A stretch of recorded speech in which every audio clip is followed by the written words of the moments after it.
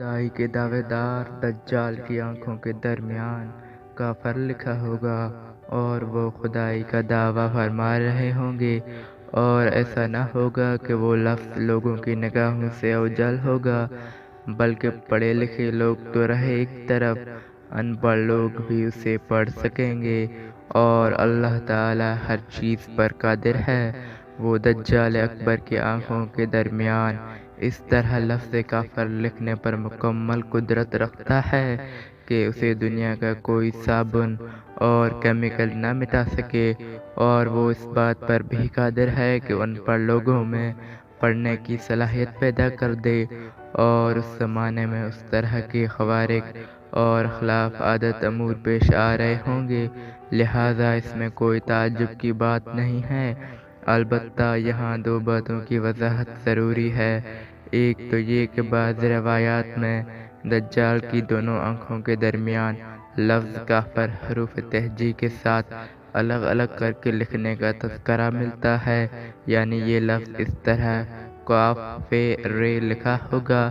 اور بعض روایات میں حروف تہجی کے ساتھ لکھا ہونے کی تصریح نہیں ہے،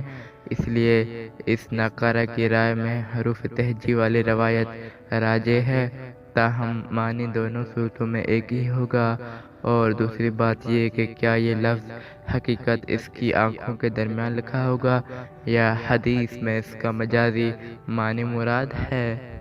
اس سلسلے میں بھی علماء کی دو رائے ہیں۔ بعض علماء اس کا مجازی معنی مراد لیتے ہیں، ان کا یہ کہنا ہے کہ دجال اکبر کے چہرے پر ہی ایسی علامات ہوں گی جن سے اس کا حادث ہونا ثابت ہوتا ہوگا۔ ان علامات کو لفظ کافر سے ذکر فرما دیا گیا ہے، لیکن اکثر علماء کی رائے یہ ہے کہ یہ کتابت اپنے حقیقی معنی میں ہے، اور حقیقی طور پر اس کی آنکھوں کے درمیان لفظ کافر لکھا ہوگا، اور یہ اللہ تعالیٰ کی قدرت سے کچھ بعید نہیں ہے کہ اس کے کفر اور اس کے جھوٹ کی واضح علامت اس کے چہرے پر ہی نمایاں فرما دے،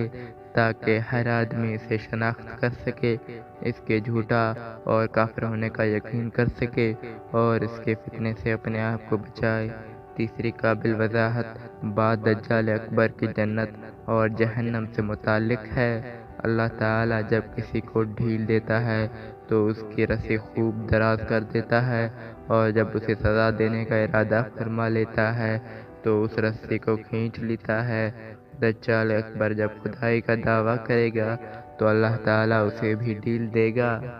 حتیٰ کہ دجال اپنے ساتھ جنت اور جہنم کو لیے پھرتا ہوگا۔ جب کسی پر اپنا انعام کرنا چاہے گا تو اسے اپنی جنت میں داخل کر دے گا، جو در حقیقت اللہ تعالیٰ کی جہنم ہوگی، اور جب کسی کو سزا دینا چاہے گا تو اسے اپنی جہنم میں داخل کر دے گا۔ بظاہر وہ بھڑکتی ہوئی آگ ہوگی، لیکن حقیقت میں اللہ تعالیٰ کی جنت ہوگی۔ لوگ جب اس کے ساتھ جنت اور جہنم کو دیکھیں گے تو خوفزدہ ہوں گے اور اس پر ایمان لانے لگیں گے، خاص طور پر جب وہ یہ دیکھیں گے کہ جن لوگوں نے دجال کو اپنا رب نہیں مانا، دجال نے انہیں بھڑکتے ہوئے شعلوں کی نظر کر دیا، وہ مزید مرعوب ہو جائیں گے۔ اس کا مطلب یہ ہے کہ لوگ جس چیز کو جنت سمجھ رہے ہوں گے وہ ان کی نظر یا ان کی سوچ کا دھوکہ اور غلط فہمی ہوگی، حقیقت میں وہ جہنم ہوگی، اور جس چیز کو لوگ جہنم سمجھ رہے ہوں گے وہ ان کی غلط فہمی ہوگی اور ان کی نظر کا دھوکہ ہوگا،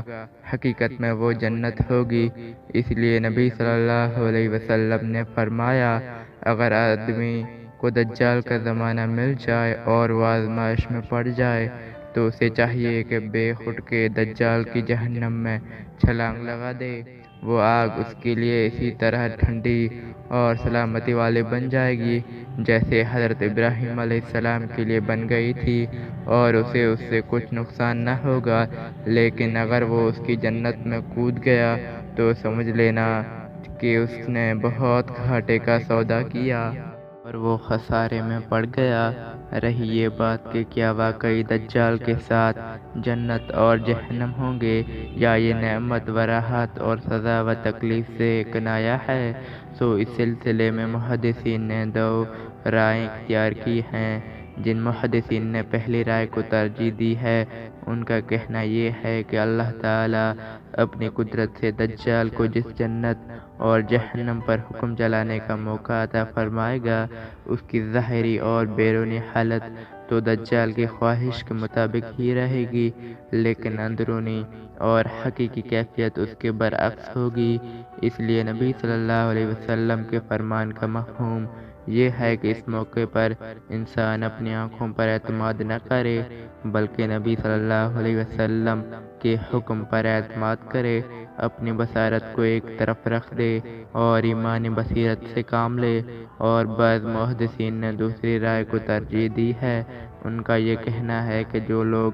دجال کو رب مان کر اس پر ایمان لے آئیں گے، دجال ان پر اپنے نام و اکرام کی بارش برسا دے گا، یوں ان کی دنیا بھی جنت بن جائے گی، تاہم آخرت میں اس عیاشی کا انجام جہنم کے سوا کچھ نہ ہوگا۔ اور جو لوگ دجال کو اپنا رب ماننے سے انکار کر دیں گے، دجال انہیں طرح طرح کی تکلیفوں میں مبتلا کر دے گا، جس کی وجہ سے یہ دنیا ہی ان کے لیے جہنم بن جائے گی، لیکن دنیا کی ان تکلیفوں کا انجام آخرت میں جنت کے سوا کچھ نہیں ہوگا۔ اس لیے انسان کو چاہیے کہ بصارت کے بجائے اس موقع پر بصیرت سے کام لے، تاکہ دنیا میں بھی سرخرو ہو اور آخرت میں بھی اس کا انجام اچھا ہو۔